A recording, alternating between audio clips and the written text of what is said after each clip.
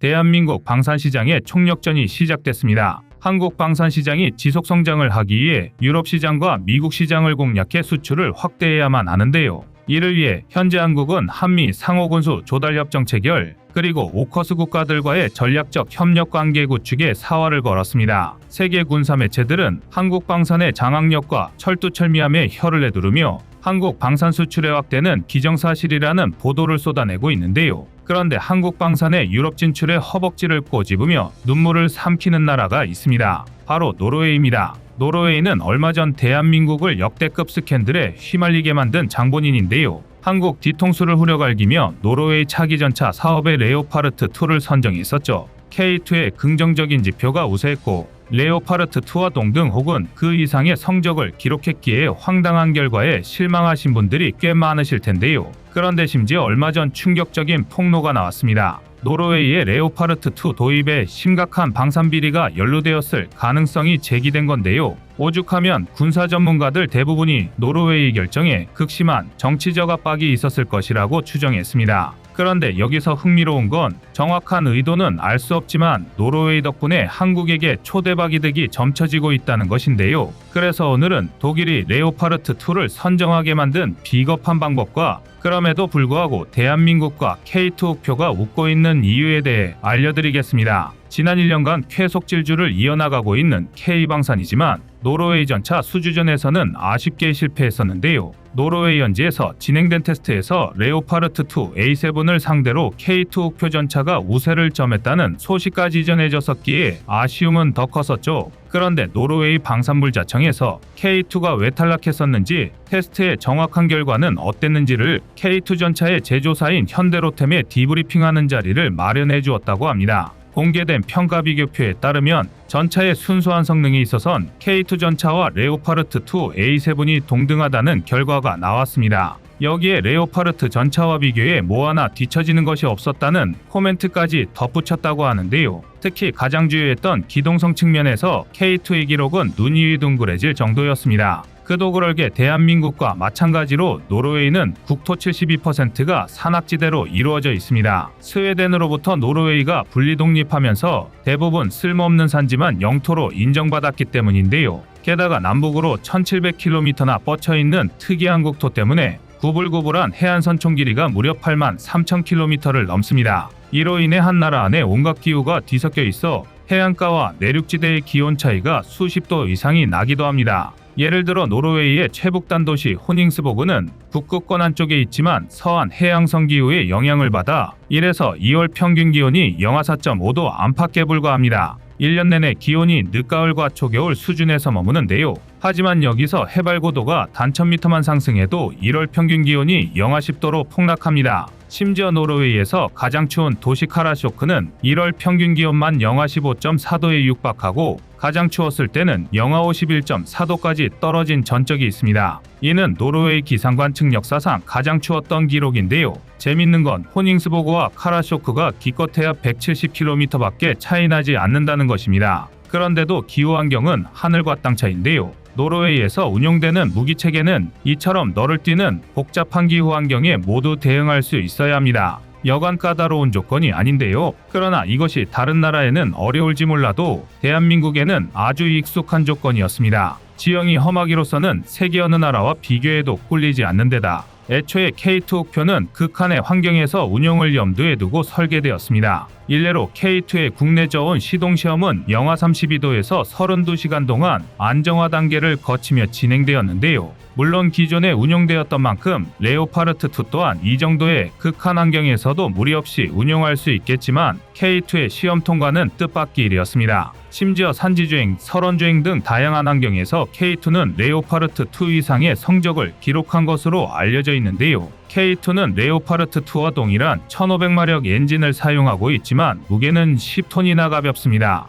이 덕에 동일 마력 대비 말도 안 되는 입체 기동이 가능한데요. 당연히 K2의 장기는 기동성뿐만이 아니었습니다. 자세한 결과가 공개되지는 않았지만 사격시험에서도 K2는 레오파르트 2와 동급 이상의 성능을 과시했습니다. 그러니 노르웨이 국방물자국 FMA에서 작년 11월과 1월 두 차례나 K2 도입을 정부에 추천했던 것입니다. 동등옥은 그 이상인 성능과 납기 실적, 가격 등을 종합해서 고려했을 때 K2 흑표가 레오파르트 2보다 월등하다 평가한 건데요. 무엇보다 중요했던 것은 바로 가격이었습니다. 내부에서 차기 전차 소유분에 대한 의문이 생기면서 노르웨이는 도입 물량을 기존 72대에서 54대로 축소했는데요. 그럼에도 불구하고 당시 대한민국은 이전과 동일한 금액으로 K2 흑표를 제시했습니다. 반면 독일은 가격을 대폭 인상했는데요. 성능은 동등한데 가격은 거의 2배 차이가 난다면 바보가 아닌 이상 당연히 K2를 고를 수밖에 없을 것입니다.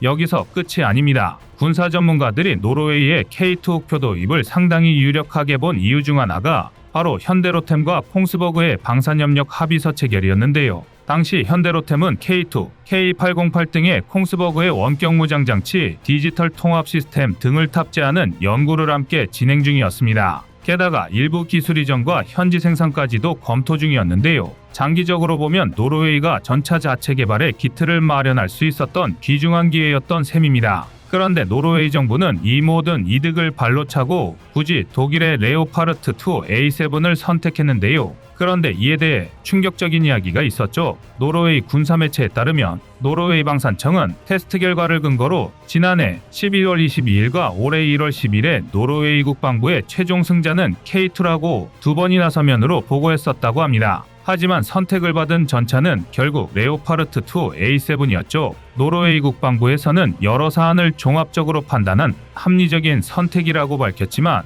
테스트를 진행하고 분석한 방산청의 입장에서도 상당히 납득하기 어려운 결정이었던 모양입니다. 때문인지 노르웨이 방산청에서 이례적으로 다른 나라에서 K2 전차에 대해 물어본다면 다른 서방 전차와 비교해도 전혀 부족함이 없는 뛰어난 전차라 추천해주겠다고 우리나라 관계자들에게 거듭 강조했다고 합니다. 이미 탈락한 방산업체를 대상으로 이렇게까지 해줄 정도로 노르웨이 방산청에서도 이번 결과에 대해 매우 아쉬워하는 모습을 보여주었습니다. 방산청뿐만 아니라 K2 전차가 도입될 거라 확신하고 한국과 방산협력을 준비하던 노르웨이 방산기업들과 언론에서도 국방부의 결정에 의구심을 표했었죠. 노르웨이는 이미 기존부터 주력 전차로 레오파르트 2 A4NO 36대를 운용, 16대를 비축하고 있었습니다. 그리고 이게 사실상 노르웨이 전차 전력의 끝인데요. 이는 상당히 이례적인 경우입니다. 보유 물량이 많고 적은 걸 떠나서 한 나라의 특정 장비가 이렇게 단일 기종으로만 구성되어 있다는 건 굉장히 특이한 일인데요. 당장 대한민국의 전차만 봐도 K1, K1E1부터 K1A1, K1A2를 모두 운용하고 있습니다.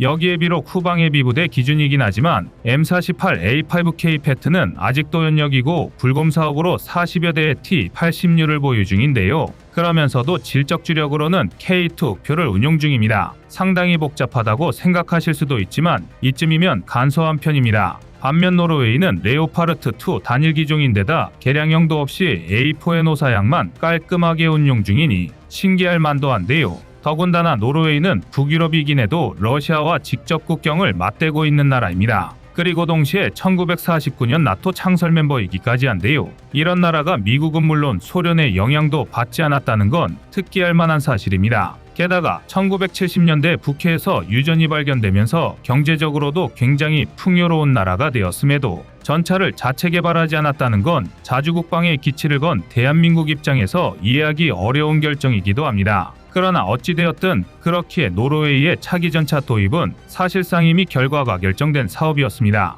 말이 경쟁 입찰이지 사업을 시작할 때만 해도 레오파르트 2 추가 도입이 당연했는데요. 단지 문제는 금액상의 세부적인 조정과 레오파르트 2의 수많은 개량형 중 어떤 버전을 들여오느냐 뿐이었습니다. 때문에 노르웨이 국방부에서 방산청의 보고에도 불구하고 독일의 레오파르트 2 A7 전차를 선택한 것은 역시 정치적인 이유가 있었을 것으로 파악되고 있습니다. 러시아의 침공에 맞서 맹주 독일을 중심으로 유럽 국가들이 결속을 다지고 있는 상황에서 독일의 경제적 군사적 의존도가 높은 노르웨이가 독일과의 관계를 의식해서 독일 전차를 선택했다는 것이죠. 이번 노르웨이 디브리핑을 통해 유럽에서 독일을 밀어내기에 K방산의 입지가 아직은 모자라다는 걸 알게 되었지만 독일의 최신의 전차인 레오파르트 2 A7과 비교해도 K2 전차가 전혀 뒤처지지 않는다는 확실한 테스트 결과가 공개되면서 한국 무기의 우수한 품질을 전 세계 방산 시장에 확실히 각인시켜주는 계기가 되었습니다. K2 전차가 카탈로그로 내세웠던 뛰어난 사격 기능들을 전부 갖고 있음을 K2 전차로 실제 사격을 실시한 폴란드 전차병의 증언을 통해 확인되었습니다.